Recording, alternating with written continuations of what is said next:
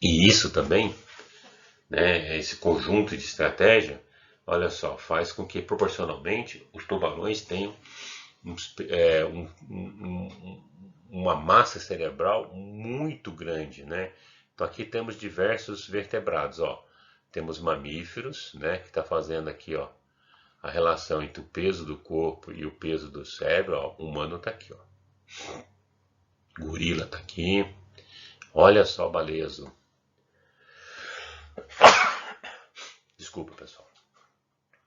Aqui nós temos, ó, as aves, né? Os répteis, peixes, actinopterídeos e as lampreias, peixes bruxos. E os peixes cartilaginosos aqui. Então, veja só, quando você traça aqui, considerando esse peso aqui, essa massa aqui, nós estamos vendo que você está fixando o peso e estamos vendo que proporcionalmente, nesse caso, mantendo o mesmo peso, né, os mamíferos têm um tamanho cerebral maior do que aves, maior do que aves têm maior do que os peixes cartilaginosos, os peixes cartilaginosos maior que os peixes actinopterídeos, répteis e maior do que os peixes bruxos. Mas se a gente deslocar isso aqui para cá, ó,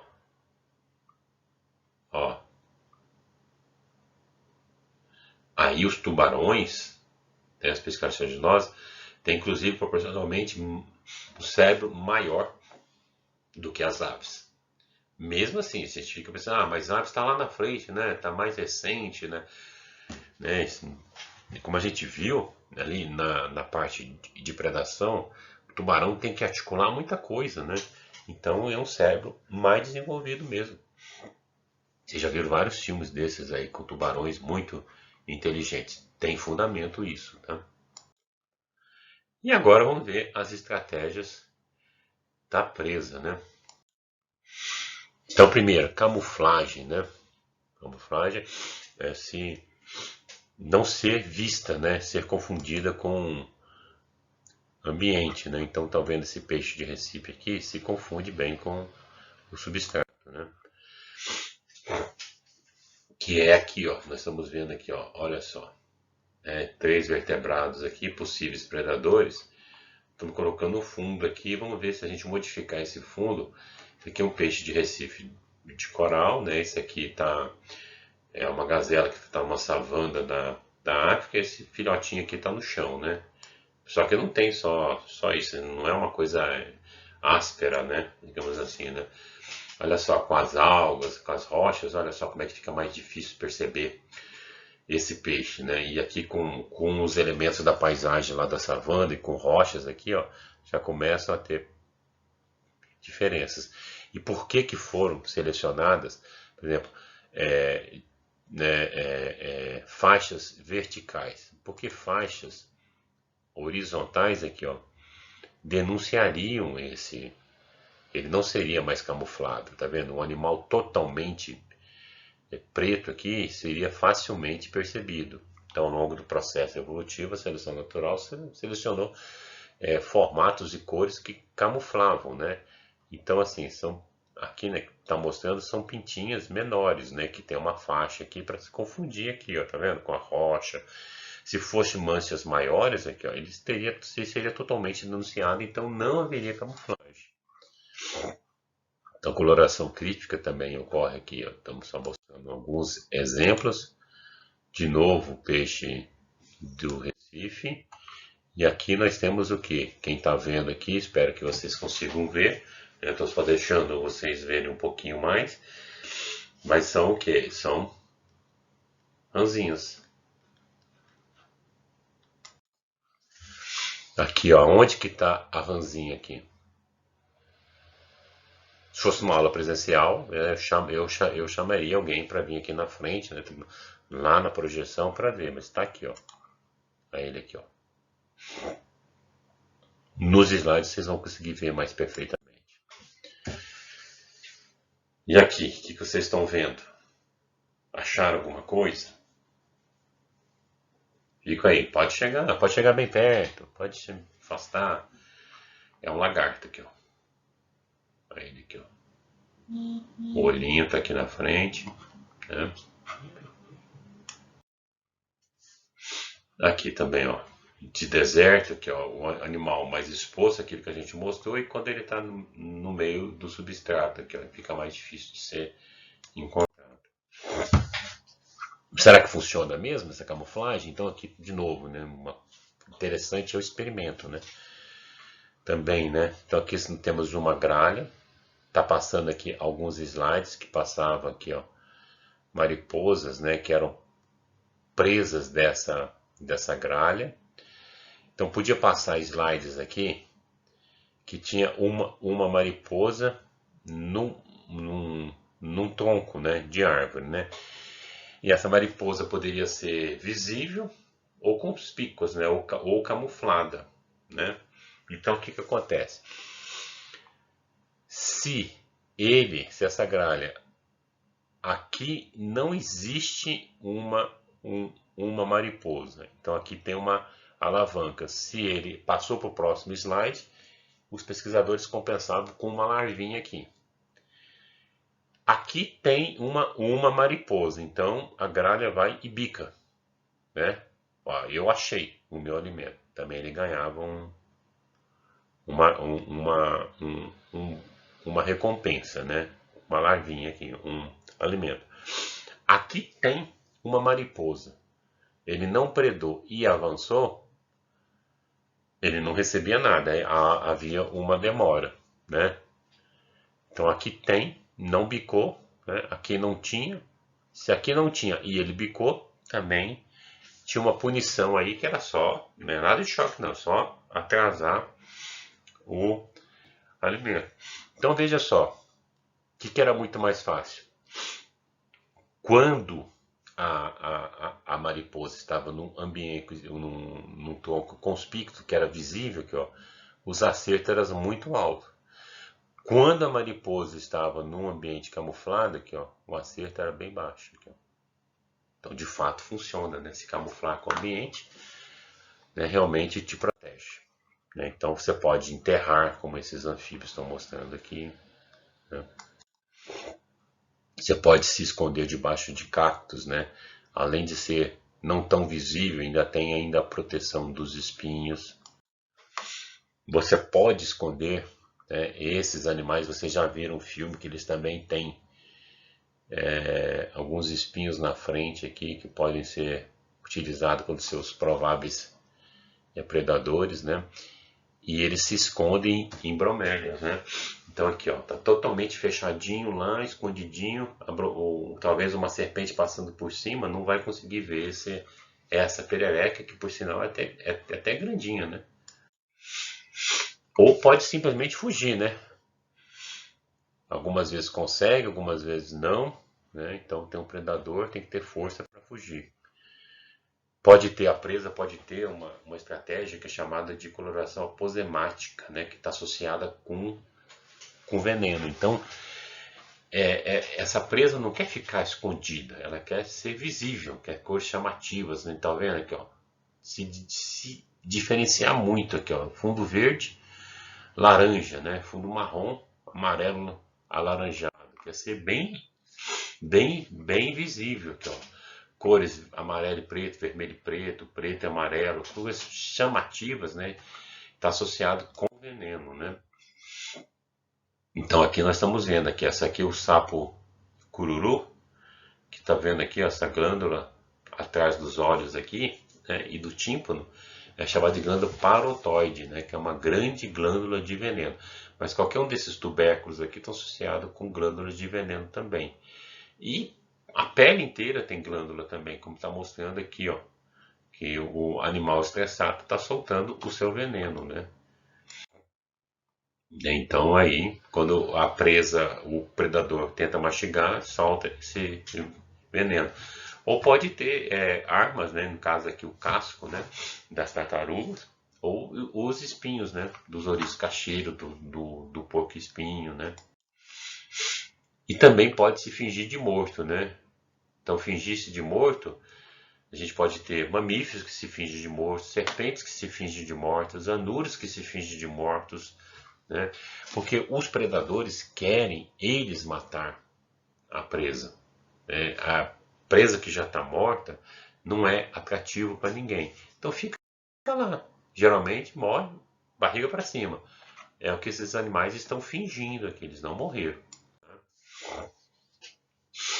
E aí, nós vimos que o aposematismo é cor chamativa e está associado com veneno. Então vocês estão vendo aqui, ó, uma borboleta aqui, ó, que tem aqui, ó, cor chamativa, né, amarela, né, atrai o seu predador. Ele tenta comer, mas tem um gosto ruim, então ele regurgita, tá?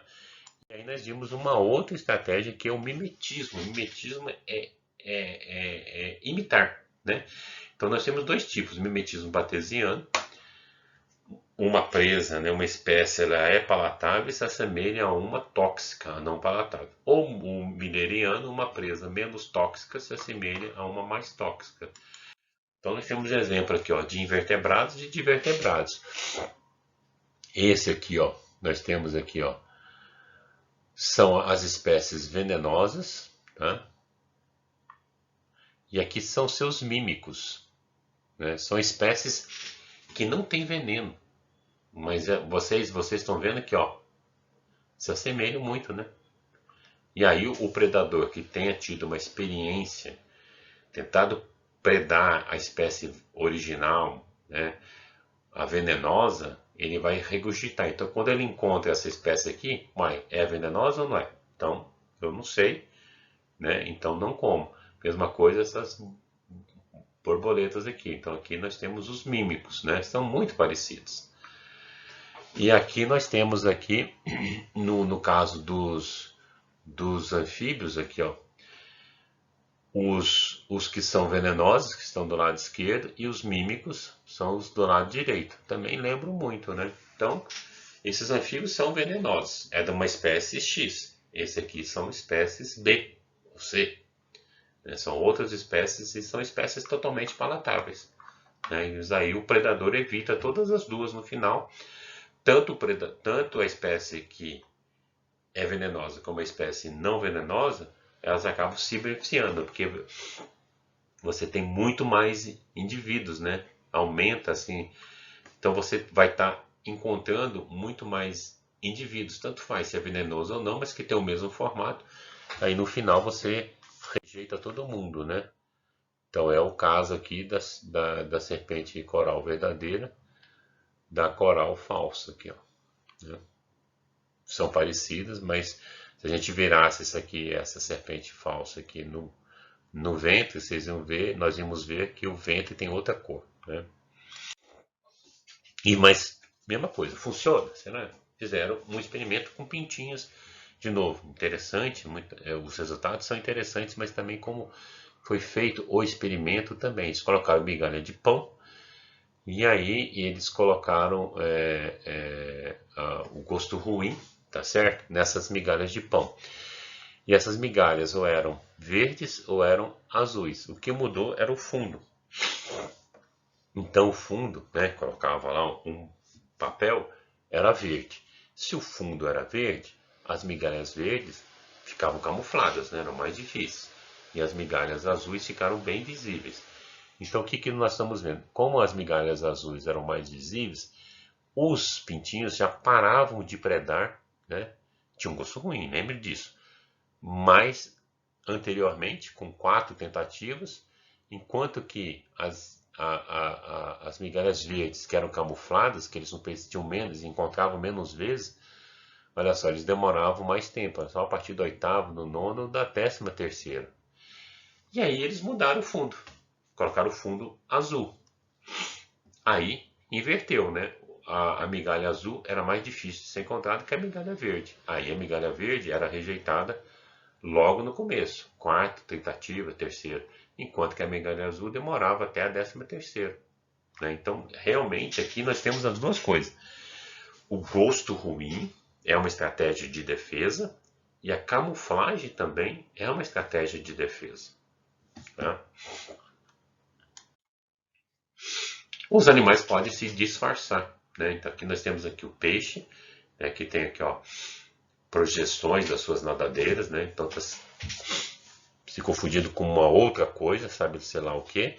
E aqui temos alguns invertebrados invasores aqui, ó, que você está vendo aqui, ó, vários assim, ó, ocelos, aqui eu estou mostrando o que é isso aqui, que animal que tem 4 olhos aqui. E aqui a ideia é que está simulando uma serpente, né? Essa larva aqui está simulando uma serpente.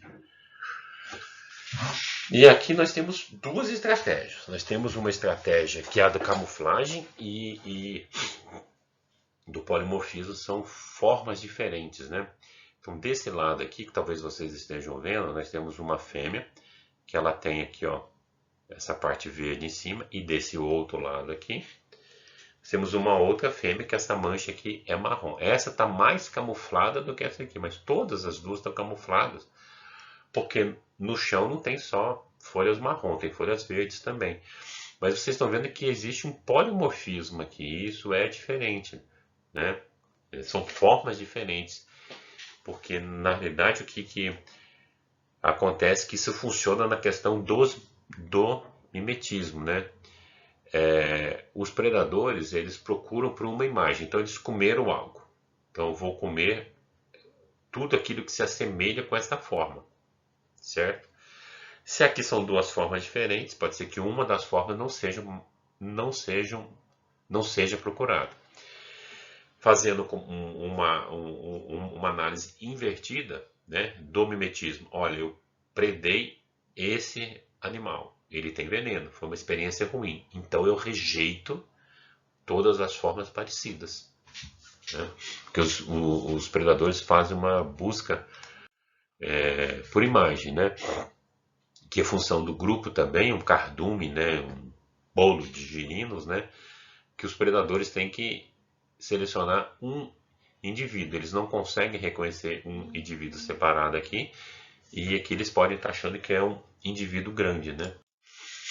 Eles podem ameaçar o predador, né? A melhor estratégia é o ataque, né? Então você aumenta o corpo, né? Emite gritos, né? Isso pode afugentar o predador.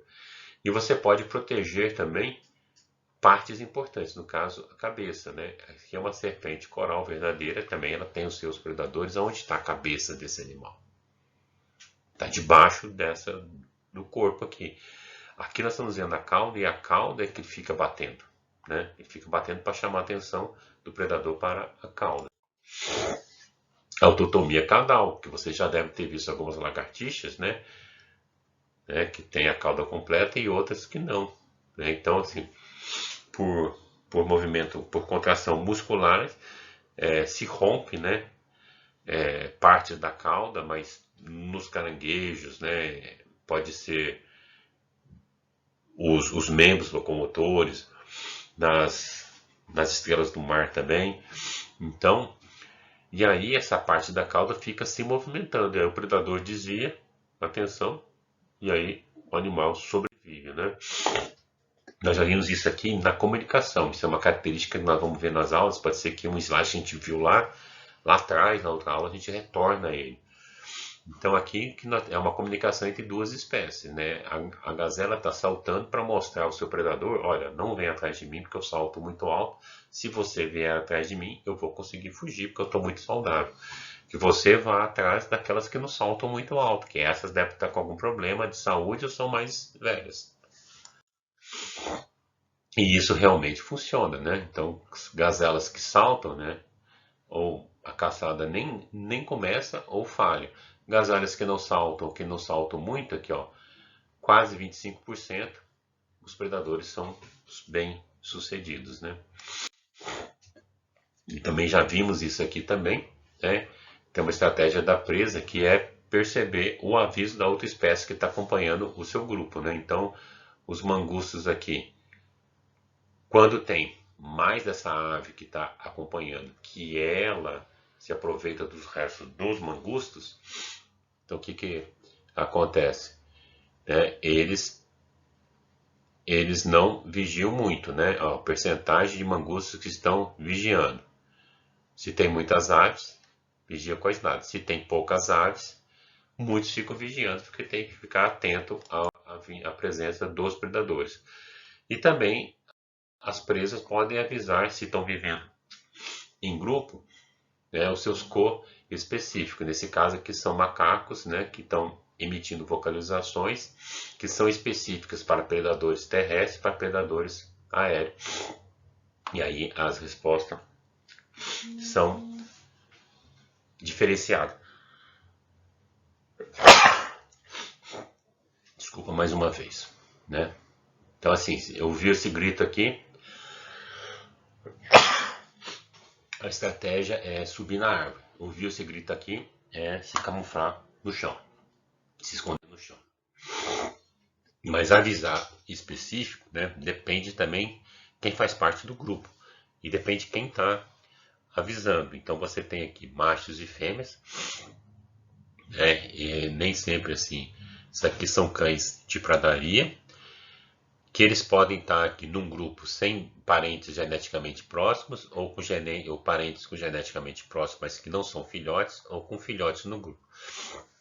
Então, assim, quando não tem filhotes ou parentes, tanto o macho como a fêmea, elas avisam menos os outros, tá vendo? Mas o macho avisa um pouco mais. Agora, quando tem filhotes ou tem parentes aqui, ó, eles avisam muito mais. Então, assim, eu aviso, mas o aviso é quando tem parentes, né? Aí é uma coisa meio egoísta. E também as serpentes, né, no caso aqui, como eu mostrei lá, Fosseta L'Oreal, que é percepção de calor. Então aqui está mostrando uma foto térmica de como que essas serpentes podem estar percebendo esses mamíferos, né? Tá vendo? Com uma temperatura muito alta, né? Aí fica mais fácil, né? Ver tudo roxo, mais frio, né? O ambiente e a presa está mais visível ali, né? Isso aqui é muito interessante, né? Então, esses anfíbios depositam ovos em folhas, né, que estão sobre a água. E tem essa serpente que é a predadora. Quando não tem a serpente, o tempo de eclosão em 2 locais que eles acompanharam, né, quando que esses ovos eclodem e vão para a água, aqui ó, é 10, 11 dias. Apareceu uma serpente que ataca, né, essa desova aqui com 5 dias. A maioria já cai para a água com 5 dias, 6 dias.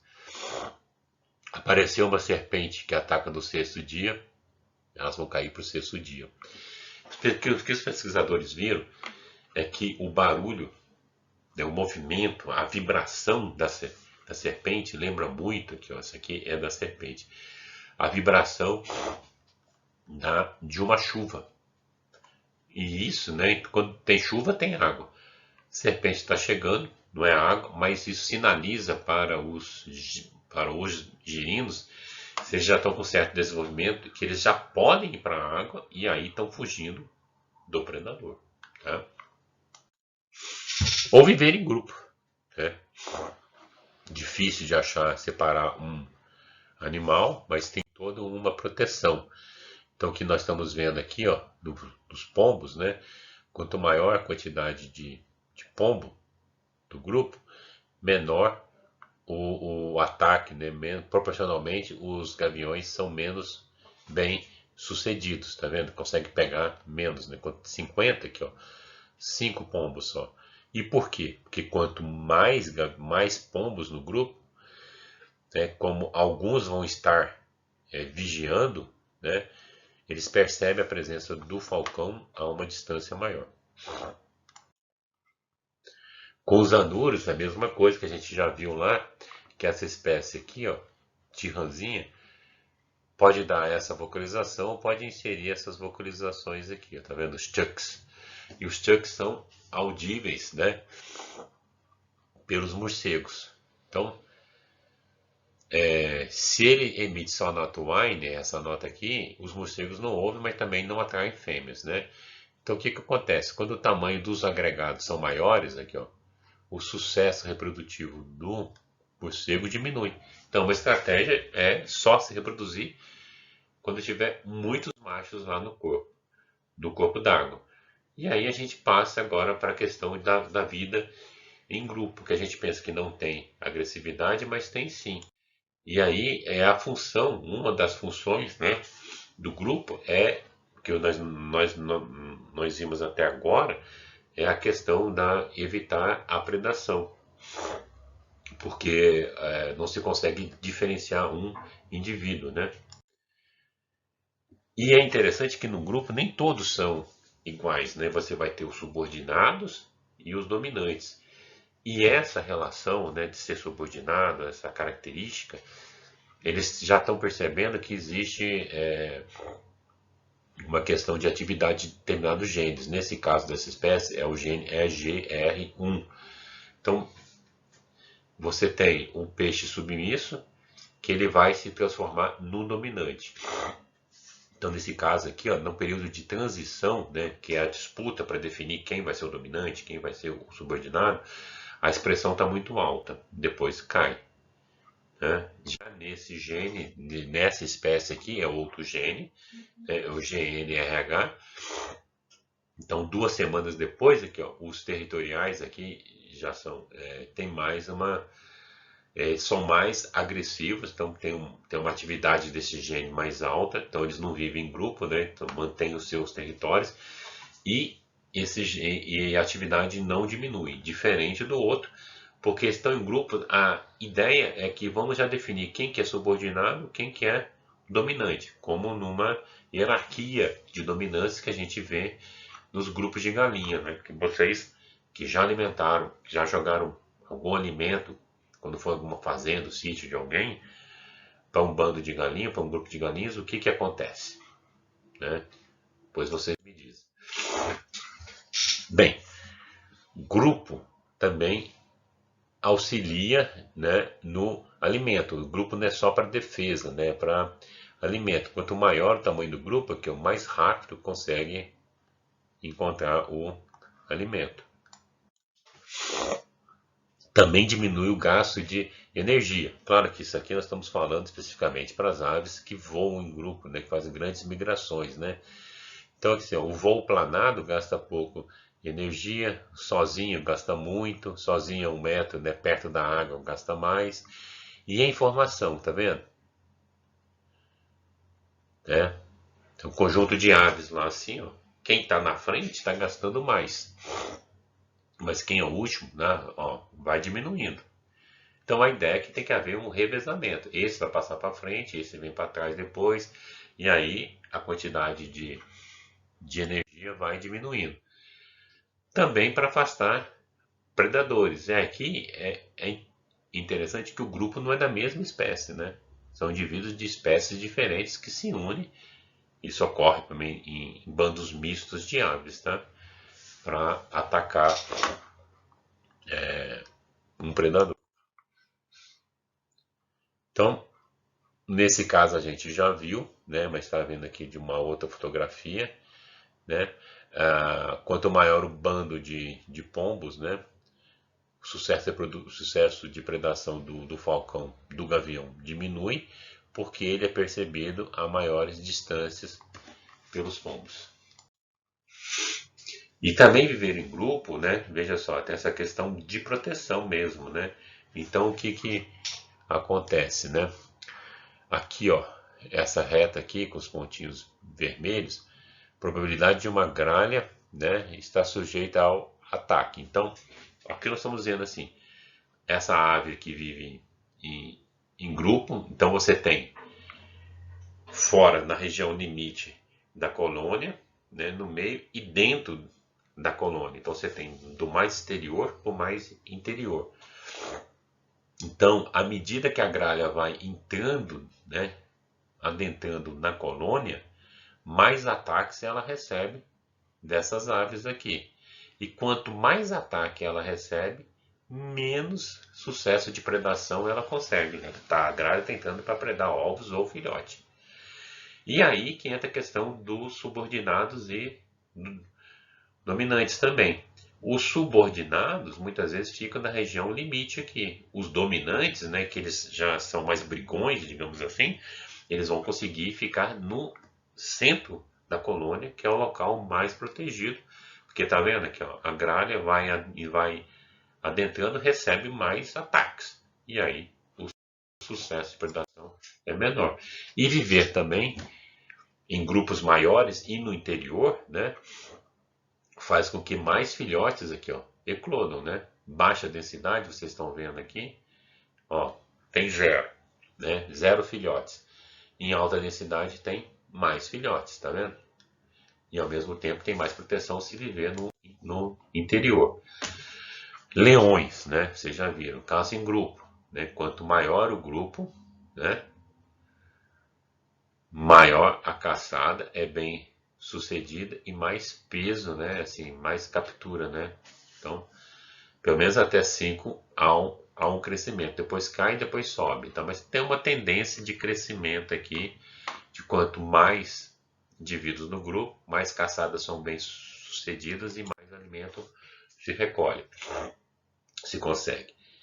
Mas, assim, o que é interessante aqui, que as leoas, que são as que fazem do grupo, que caçam, que nós estamos mostrando aqui, ó, que está sendo mostrado aqui são diversas leoas, leoa A, B, C, D, E, F, G, que tá vendo? Que cada uma tem uma função no ataque. Essa aqui, ó, vai mais para o lado, essa aqui vai dar o ataque final, tá vendo?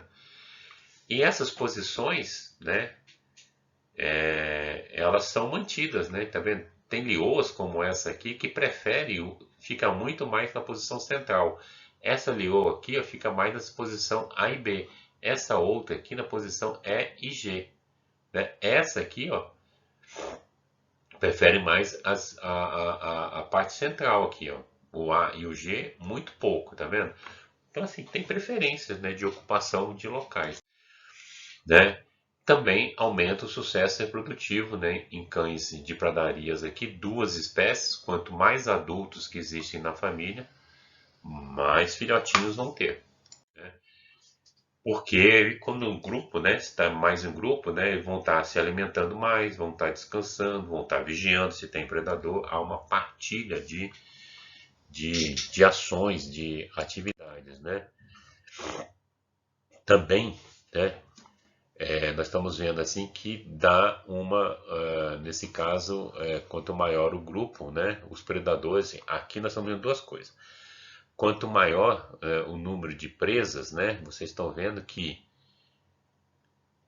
as presas se tornam protegidas, tá vendo? Que está diminuindo, menos presas predadas. Se menos presas estão sendo predadas, isso quer dizer que tem menos alimentos para os predadores, né? Então, assim, o sucesso do grupo em proteger as presas é um problema para os predadores, tá? Mas viver em grupo não é só benefício. Então, o que acontece? Essas aves vivem em grupo aqui, ó. Uma ave que tem carrapato, um ectoparasita, e uma ave, um filhotinho que não tem. Então, o que acontece aqui, ó? Quanto maior a colônia, mais desses ectoparasitas existem. E quanto mais parasitas existem, menor o peso do filhote.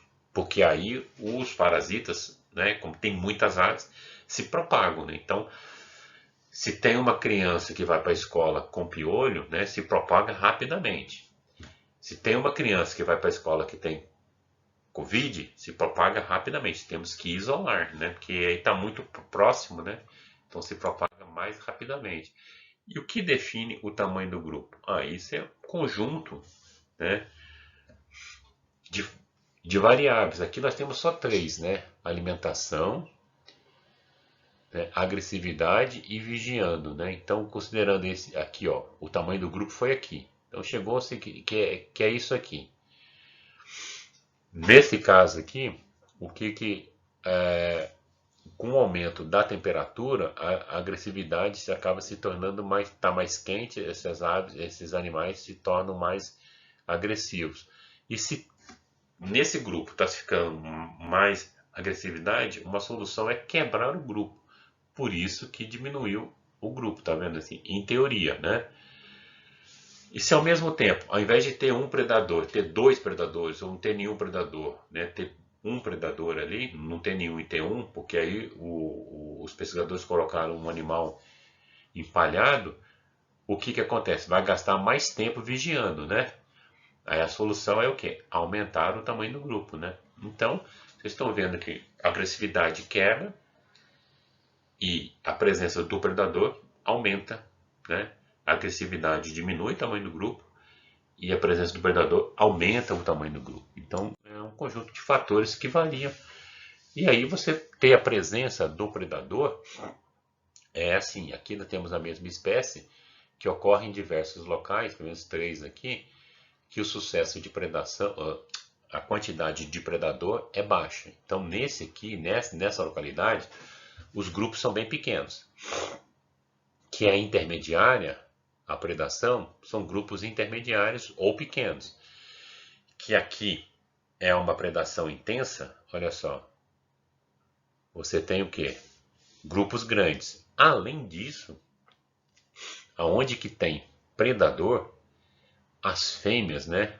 Depois vocês tentam olhar isso mais calma em casa, né? Porque está bem pequenininho, mas dá para vocês verem. Quando tem, as fêmeas fazem desovas numerosas, né?